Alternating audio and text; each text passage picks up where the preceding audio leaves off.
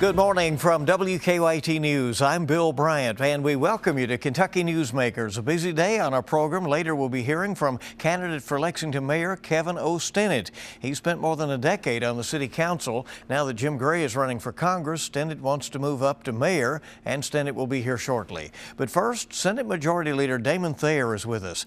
It's a very interesting and high-stakes time in Frankfort. Governor Bevin wants to call the legislature into special session to deal with the state pension crisis. The sexual harassment scandal in the House has delayed things. Can lawmakers deal with pensions before the regular session?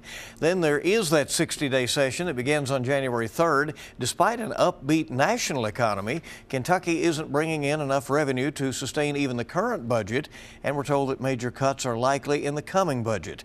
Republican Senate Majority Leader Damon Thayer is here, and we welcome him back to Kentucky Newsmakers. Good to see you. Thanks for having me, Bill. None of the answers are easy right now, are they? They are not, but those of us who were elected to help deal with these problems knew that it wouldn't be easy, and we should be ready to deal with tough situations. Well, given all that's gone on in the state, the resignation of the House Speaker, the delay in dealing with the pension matter, the pushback from teachers, other state employees, a letter now from the Republican House members urging the governor not to call a special session. Will there be a special session?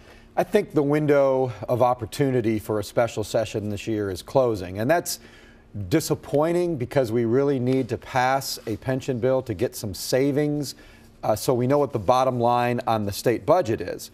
But the fact of the matter is we took the extra time to consider public sector input into the pension bill. And we've got a new proposal that'll be released soon that incorporates much of the suggestions from many of the constituency groups. And it takes time when you're dealing with a 400 or 500 page bill that now has to be redrafted and rescored for its fiscal impact to get it ready for a special session. And the truth is, because we've taken the extra time, we're running out of time to do a special session. And I think it's going to be very difficult to squeeze it in between now and Christmas. Do you think this new proposal would be to the liking of state employees and teachers? They're going to like it better. I don't know that anyone will be 100% satisfied, but I've learned in my time in Frankfort not to let the perfect be the enemy of the good, and it is a good bill that will put our pensions, our 8 different pension systems, all on a path to sustainability in the long term. And that's what's important. Kentucky taxpayers are already on the hook for billions of dollars for these tax systems, and $15,000 of liability for every man, woman, and child in the Commonwealth. We've got to make some tough decisions in order to save these systems. Well, a new study indicates that Kentucky taxpayers would need to come up with about $1 billion a year over the next 2 years to fund the pensions just for state workers and police. It does not include the teachers' numbers, which apparently is another $700 million. Does your plan come to those numbers? Yeah, we've assumed at least $1 billion extra all along during the past half year that we've been working on this pension bill. And that's on top of the $1.2 billion extra that the General Assembly put into pensions during the current biennium at the suggestion of Governor Bevin. He's the first governor who's ever suggested that the legislature put more money in than is required. And of course, under Governor Beshear, the numbers were underreported. So for 8 years, 4 budget cycles, less money than should have been put in was actually invested into the pension. So we put that extra $1.2 billion in. That is now the base with that extra $1.2 billion, and it's, like you said, going to take $1.7 billion more. That's actually a little more than the number we've been working with. Well, the governor says that, there will be mayhem if in the regular session, if you're trying to deal with the pensions and the budget at the same time. That's why he wanted to have that special session that you say now is appearing less and less likely. Can the legislature deal with these matters? And, you have the filing deadline that comes up that always delays things until January 30th, really prohibiting the session from getting rolling. I think it's not ideal to deal with this in a regular session, but if that's the case, we should tackle pensions on day one, January 2nd, Tuesday, January 2nd, the first day of the 60-day session. We should deal with nothing else until we put a pension bill on Governor Bevin's desk for his signature. And for those of my colleagues who are concerned about the filing deadline, I urge them not to. When Republicans ran to take over control of the House of Representatives, we said we're not going to be like the Democrats who wasted a month until the filing deadline before dealing with anything substantive. We need to keep our promise to the voters of Kentucky and not waste the whole month of January. Be ready to get to work right away, pass a pension bill, send it on to the governor, and then we can get ready to deal with all the other issues facing Kentucky. And as you start to deal with the pension, the budget scenario, after knowing where you are with the pensions, if it works out in that way, as you suggest, the governor has warned of cuts to existing programs. We know that there is a projected $155 million shortfall in this current spending plan. It's going to be tough. It's going to be a very difficult session. If we don't pass pension reform and get some savings out of the plans by making changes outside the inviolable contract, we're looking at probably a 15% across the board cut in state government. And you have to go where the money is. And 60% of the money in our budget goes to education. Now, in the last budget, we had to cut our colleges and universities. We were able to spare K through 12 education. That's not going to happen this time. We are going to have to make cuts to education. And to K through 12 K included. through 12 and post-secondary. And you know that hits people like me right in the pocketbook because I've got a college-age son. So you know that likely is going to lead to higher tuition. It has shifted over to you. Correct. But you know that's we make a choice, send our kids to college, and we have to pay a little extra. But you have to go where the money is. 60% of the money in Kentucky is spent on education. I'm not excited about a budget with a 15% cut to the SEEK formula, which is the primary state funding formula for our local schools. But if we don't pass pensions, that's the vote that senators and representatives are going to have to make sometime between now and the middle of April. And Senator Thayer, there are other things out there. Obviously, this growing opioid crisis that demands some attention in the form of maybe more treatment. We have a record number of people being held in prisons at this point. We have the state police out here now having to have a foundation to help ask for money to buy equipment, radios, guns, cruisers, this kind of thing. Does the state, in fact, need more revenue to deal with its issues? That's an interesting question because in the last 10 years, revenue to state government has increased 38%. So I ask the question, do we have a revenue problem or do we have a spending problem? Do we need to better prioritize how we spend our money? We do need to figure out ways to help get some more money to the state police for updated equipment, particularly cruisers and some of the weapons they have that are from the Vietnam War era. Yeah. And I don't like the idea of cutting our colleges and universities more, and I don't like the idea of cutting K through 12 education. But we will make these pension contributions. We are obligated to make them, and we are going to make contributions above what is required. It's the only way in the long term to get our fiscal house in order. So we're going to have to make some tough decisions. And I would say to those who are reluctant to make a tough pension vote, it's going to be followed by an even tougher vote on the budget. We're with Senate Majority Leader Damon Thayer on Kentucky Newsmakers. We'll be back with him in just a moment. A couple of other things coming up in the legislature this session. And then are there some other potential sources of revenue out there? Back with that and later Kevin O. Stinnett, who's running for mayor of Lexington on Kentucky Newsmakers. Welcome back, and we're glad to have you with us here on WKYT. We continue our discussion with the Senate Majority Leader in Frankfort, and that is Damon Thayer, who, by the way, also represents the Georgetown area. What are your counties, Scott? Scott, Grant, and Southern Kenton. So yeah. Part of Central Kentucky and part of Northern Kentucky. And you have to keep in touch with them as well as being in this leadership role in Frankfort. It's some I do. I was just up in Kenton County earlier this week meeting with some folks. Okay, so we talk about this tax reform situation, the revenue situation, however it comes to be that Kentucky eventually comes up with a balanced budget as required by the Constitution by the end of the session. What are the options if Kentucky potentially considers new ways to get some revenue? If there, and you said cuts is one thing, certainly, but you know, there's been the legalized gambling has been presented. There has Probably been, doesn't have the votes. and there has been the presentation of the possibility of casino gambling expanded. There's talk about the legalization of casino gambling, and pardon the pun, but I think that ship has sailed. I don't think we have the votes to put that on the ballot and pass it, and I'm not sure, frankly, with the proliferation of casinos in surrounding states that there's much revenue to gain from it anyway, and I'm not sure that we should sort of gamble our future on something like casinos. We've started to see de minimis returns around the country. Another suggestion is that, you know, we should legalize marijuana and try to pay off the pensions that way. That's not going to happen. I'm not for it. We don't have the votes for it. So there's been this talk of tax reform and what it is, and I will say this, with the delay in passing pensions and the challenges confronting us with a budget and a road plan that we have to pass for the next biennium, I think that tax reform is way on the back burner right now. I can tell you that in general, what Republicans are for is an updated tax code that grows with the economy. Maybe look at some of our surrounding states, like Indiana, where you may lower the personal income tax rate, which leads to job growth. Job creators love to see lower personal income tax rates.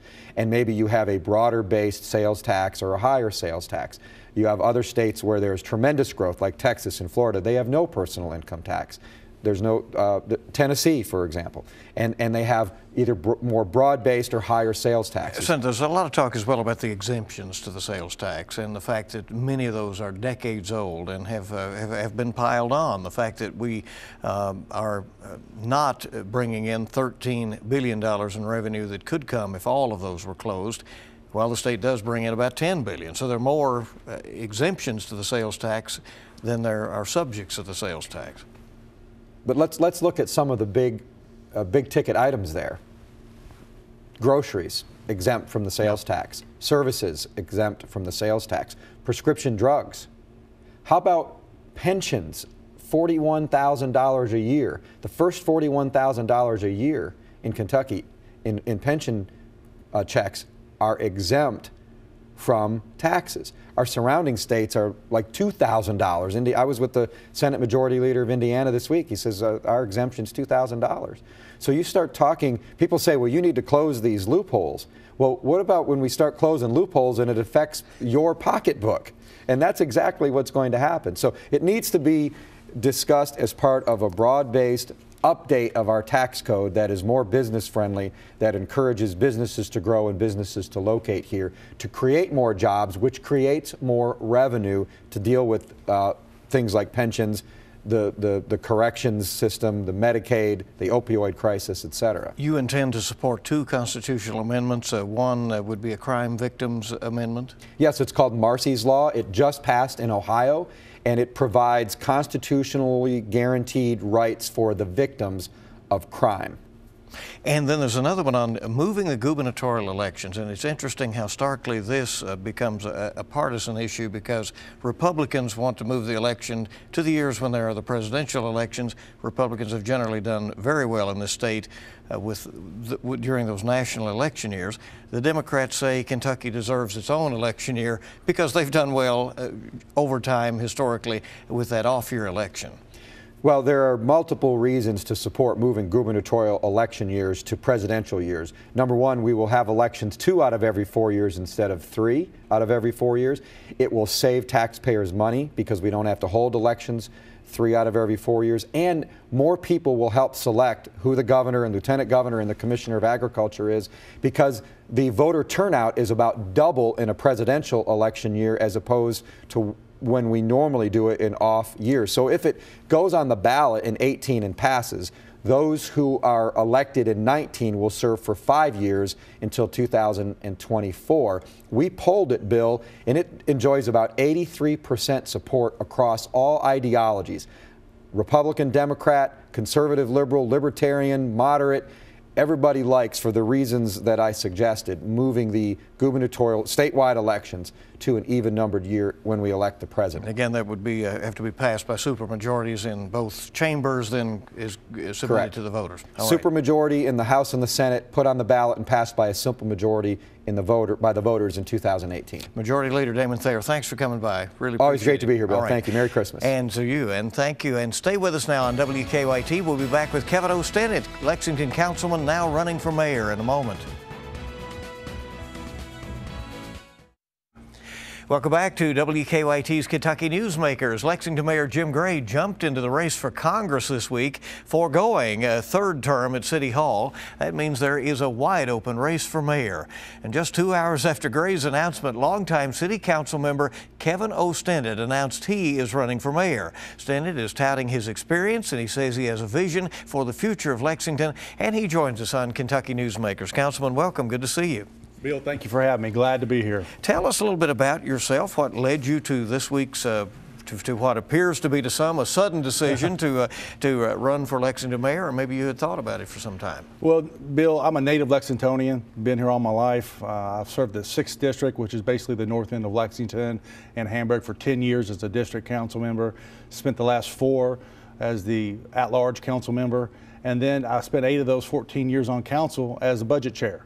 So coupled with the challenges coming up facing our city financially, I feel I'm best prepared to meet those challenges both on the financial side of the house and also on the leadership side, having my 14 years in government on the city council. Let's talk about the financial situation. You indicate that you raised some alarms about where Lexington may be headed. Well, you know, we have the pension crisis. That's not been a secret for us, but we have yet to come to a resolution with the state as to what that amount actually is and when it actually hits us. So I think having a mayor prepared for that, along with we have rising health care costs like a number of our constituents throughout the community, and we want to increase public safety in our police department numbers. We want them to continue to grow and have a 4th sector along with our fire. So we have a lot of financial challenges, but there's opportunities there, and I think we need someone in leadership that understands our budget, that has balanced the $347 million budget year after year, and I'm that person. When people look at Lexington, you know, it looks like this, certainly to people outside Fayette County, this prosperous place where there are all kinds of things happening, and it is a dynamic economic area, no question about that. But you indicate that there's a little bit of lost footing in some sectors right now. Well, Lexington is a great place. You know, we have a lot to be thankful for. We have a great quality of life. Our horse farms make us a magical place for a lot of people to come and visit. But we are dependent on jobs. 85% of our revenue comes from those paychecks. And if we're not growing jobs, we don't grow our revenue, which is a major challenge for whoever becomes the next mayor. And I know I'm ready to handle that. My work is budget finance and economic development chair. You know, we've created new workforce initiatives the last couple of years. We've created a jobs fund. We're actively out there every day with Commerce Lexington trying to recruit jobs, but that has to be the focus of the next mayor. Our revenue doesn't grow. We can't offer more basic services if we don't grow our jobs. What kind of jobs do you think need to be in the community? You know, there's always this dynamic in Lexington, this pressure between smokestacks and, you know, and preserving the farmland and all of that, and bringing in more jobs. Well, I think we can do both. It's all about balance, Bill. And at the end of the day, we need jobs that people can live off of. We need jobs that can support families and to keep our economy and our local government going. We've identified several sectors with Commerce Lexington and the University of Kentucky in our business partnership, and we are actively targeting those sectors such as healthcare, technology, tourism is going to be another big growing one throughout the next 4 years. So we are actively targeting those sectors that we know provide good jobs, and Lexington has to be ready and be flexible to bring those companies here when they come knocking on the door. You know, the last year we've lost 3 opportunities with 3 businesses located outside of Fayette County because we weren't ready to accommodate them here. When you look at the preservation of the history and the farms and providing places for businesses and for affordable housing, where are you on this whole question about urban services area expansion and how to deal with that going forward? You know, this has been a debate since we created the urban service boundary, and I think it's important to maintain our current boundary, Bill. I think at the same time, though, we have to be ready and be flexible that if a business does come here and it means good paying jobs for our citizens, we have to be ready to accommodate them. And one of our biggest assets we have yet to take advantage of, and that's the interstate. We're on 2 major interstates that cross here in Lexington, and that's our future. That's our future asset. At the same time, the balance comes in preserving those horse farms that make us unique. We're the Napa Valley of the Midwest, so we have a unique special treasure that I've grown up here around and I value tremendously, and we have to protect that as well, and I think we can do it with the right balance. But again, 85% of our revenue comes from those paychecks, so we have to be ready. A city of this size learns things about itself from time to time. The statue debate came up very quickly after the violence in Charlottesville. The decision was unanimous by the council to remove the Confederate monuments from downtown. Would you have approached it the same way that Mayor Gray did? Well, I think I would approach it in the fact that it was the right decision to make. You know, we're obviously spending a lot of money on that courthouse and have on Cheapside area the last several years to make that a inviting place for everyone. So the issue of moving them just for that sake alone, they didn't belong there aesthetically, and it wasn't inviting to all of our citizens to want to be there. I probably would have handled it differently in terms of the national spotlight and inviting some of the criminal element to that debate to Lexington. Fortunately, we have a good police department that was very strong and proactive, and we've been able to keep that at bay. But it was an important issue for our community to get behind, and I think they're ending up in the right place at the Lexington Cemetery. How important to you is inclusion in the community, that everybody feel like they have a voice at the table, and how comfortable are you in every neighborhood in town? Well, I grew up here on the North End, Bill, and constantly while I was growing up and while I was president of a Northern Caribbean Baseball League on the North End, I constantly heard everything the South End got that we didn't get. And I'm always reminded of that because every day I see the importance of diversity, not just on city council, but throughout our city, that we need everyone to make this city work. Talking about going forward, you know, we need a city that allows people on the low income and high income to be able to thrive and prosper here and have the same opportunities that I had on the north end of Lexington throughout the whole city. So in terms of a chosen few, or, you know, that mentality needs to go. We are a city that's opening. We're having new people come here every day because our quality of life is so good that we need to be inviting, and I'm the best prepared to represent the horse farms to downtown to the suburbs. And I'm ready to do that. Mayor Gray has emphasized a lot of downtown projects. He also tried to get a major redo of Rupp Arena. That fell short. He also wants this the park and the creek through town to be something that can be shown off. Would you follow up on projects like that?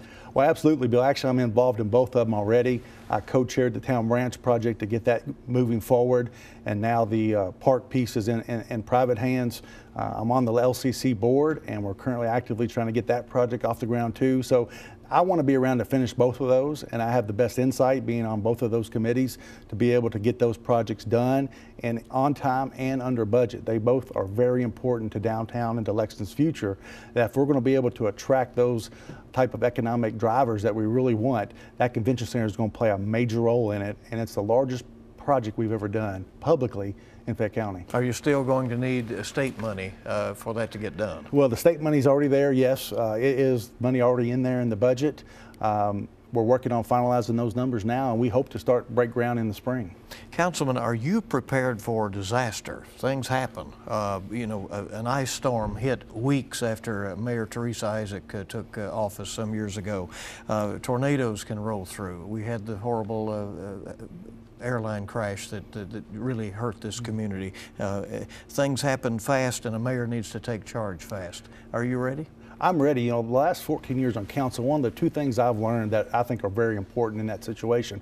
One, we have a strong public safety department in our government. Our police and fire and rescue and emergency services are second to none across the country, both in training and performance on the job.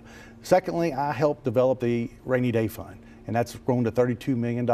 We started in 2006, making it part of an ordinance that required us to put into each year. So we have the financial backing, and we have the public safety folks in place and trained. We just put Rescue One, a brand new one, online last week. So we are doing the type of investments in our community to make us prepared for that, and our training second to none. But still, that call may come in the middle of the night, and it's, Mayor, what do we do? Literally, that's what happens to mayors. You know, know, and what is your answer at 3:30 in the morning? Well, in 2006, I got that call, Bill, and I left my house at 2:30 a.m. during the massive rainstorms and flooding that was happening in my district. I was out there firsthand helping people move their washer and dryers out of their basements or save their personal effects. I saw it firsthand. I was ready to react then, and I'll be ready to react now because we have great communication amongst our public safety folks. We have plans in place, and I can execute those plans effectively for the entire city. This could be an interesting campaign. If there are 3 candidates, there would be a primary. Do you expect that? I would expect none the less. Lexington's a special place, and I'm sure there's a lot of people that want to represent Lexington. But I spent 14 years preparing for this. I have the government knowledge and the financial background as Budget and Finance Chair. I know what our city needs to continue to grow and prosper, and I know that it's a special place that I grew up in, and I want to make sure that stays the same way for generations to come. But also at the same time, we got to be inviting, and I'm sure a lot of folks would want that challenge, but I know I'm ready to handle it and move us forward. You want to debate your opponents? Absolutely. I would love to debate anytime, any place, Bill. I think that's what we need more of in Lexington, all of our offices. We want to hear from the candidates and be able to debate the real issues. As you raise money, does that concern you that, some donations come with strings attached? Well, I think what I've always told Bill is, and I appreciate everyone's donation, is the only string attached is you can call me. At the end of the day, I've got a job to do, and I have to do what's right for the city and what I feel is right. I have a saying on my wall: success is not defined by what others think is great. It's what you know is right. And that's what I live by every day. Kevin O. Stennett, candidate for mayor of Lexington, thanks for being here. Bill, thank you for having me. Thank you for joining us for this edition of Kentucky Newsmakers. We hope you make it a good week ahead.